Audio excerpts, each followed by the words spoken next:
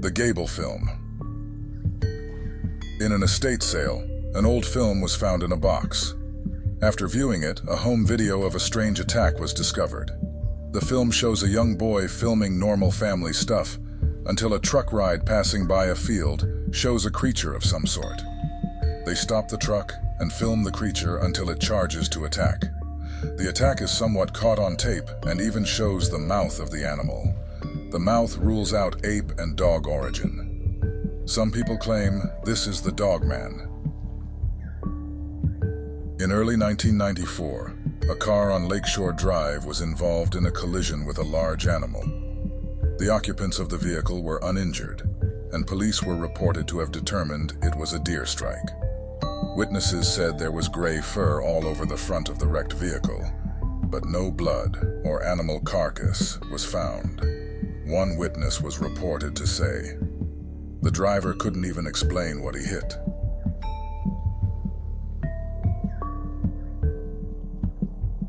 According to eyewitnesses, a creature fitting the description of the Dogman appeared in Grand Haven from 1993 to 1994. Ben, who was a young teenager at the time, saw the creature not once, but 3 times, and believes each time he was seeing another individual in what could have been a pack-taking refuge in Hoffman Nature Preserve. In 1993, after dark, Ben was hiking the trails in Hoffman Nature Preserve with as many as 4 friends. Just passing the float bridge near the center of the preserve, he heard a sound to his right. He spied what resembled to be a dog appear from behind a tree on a ridge above. "I thought it was just a dog walking, and then it stood up on its hind legs," he recalled, mostly in silhouette, between him and the moon no more than 70 feet away. Ben realized due to its size, over 7 feet tall, and human-like outline, it was not just a dog. The Dogman is reported to have a canine-like head, human-like body, and walks upright. It was on 2 legs, very tall but hunched over. It was covered in thick black hair. The eyes reflected the light, just like a raccoon or dog's eyes would, one eyewitness reported, who saw the creature at night along a wooded road in northern Michigan.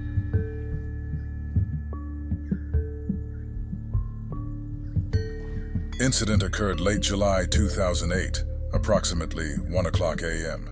The neighbor's dog started barking and running back and forth along the side of our houses. After 15 minutes, I became weary from the noise and got out of bed to take a look at what was causing the commotion.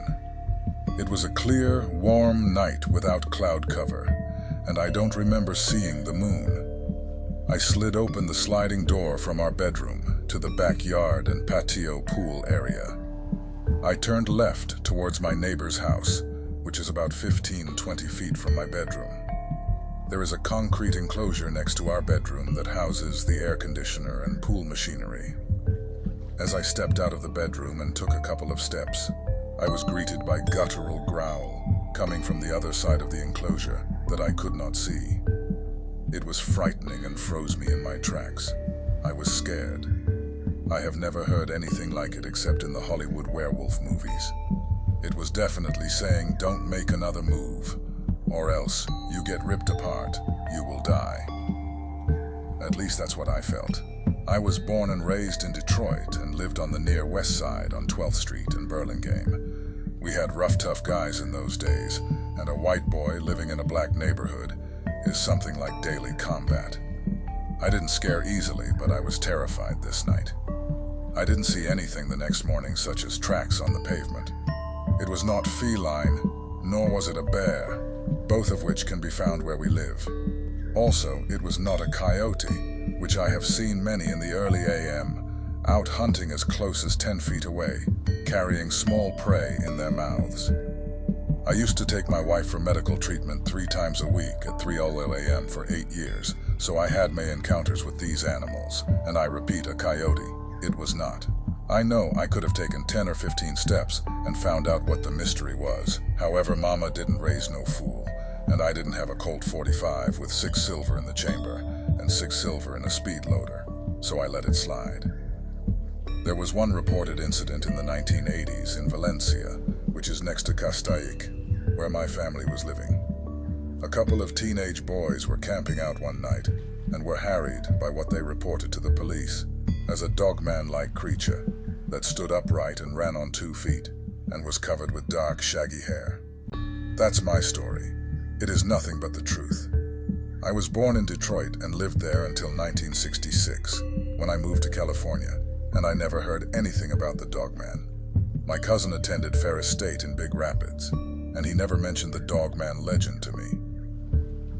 In addition, I went to summer camp in Port Huron one year when I was in high school, Camp Ozenham or something like that spelling, and this was the perfect place for a dogman to live, but nothing was ever mentioned about. Michigan is a perfect place for a dogman creature to live. Plenty of green and fresh water with a moderate population, as opposed to CA, where fresh water would definitely be a major problem for survival.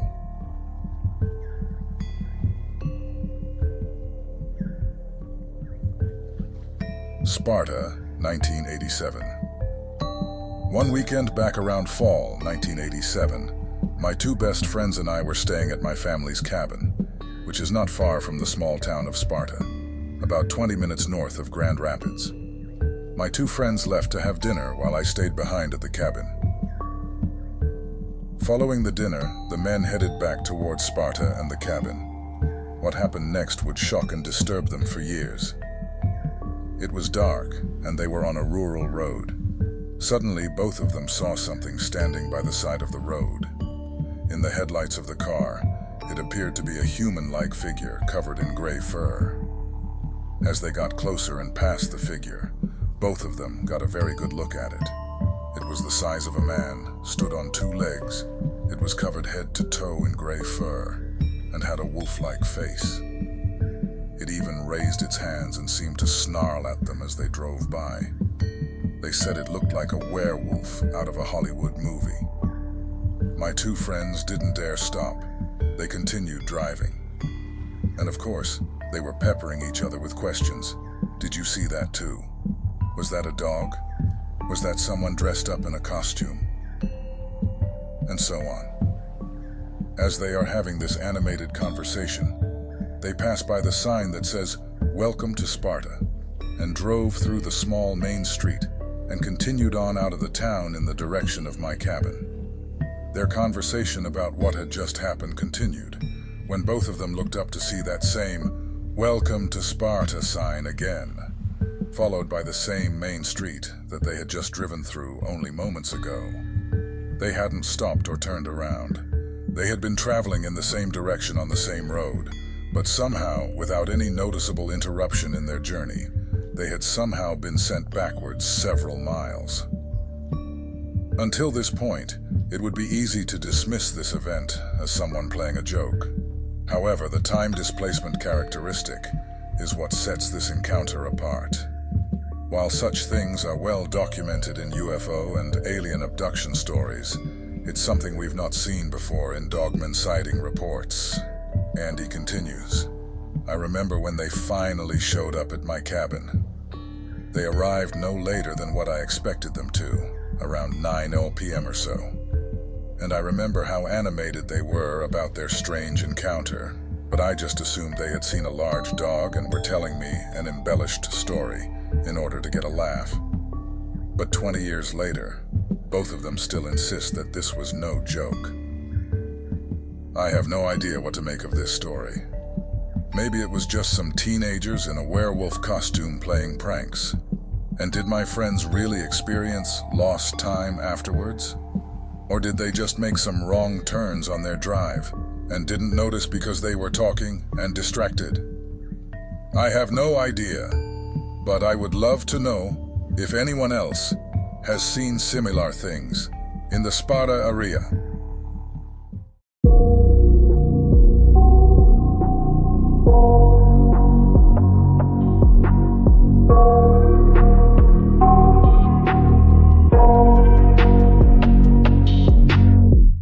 I got nightmares in my head, I fear that the thoughts build up until I can't hear, that my mind fills up into a creature, and it haunts me somewhere much deeper.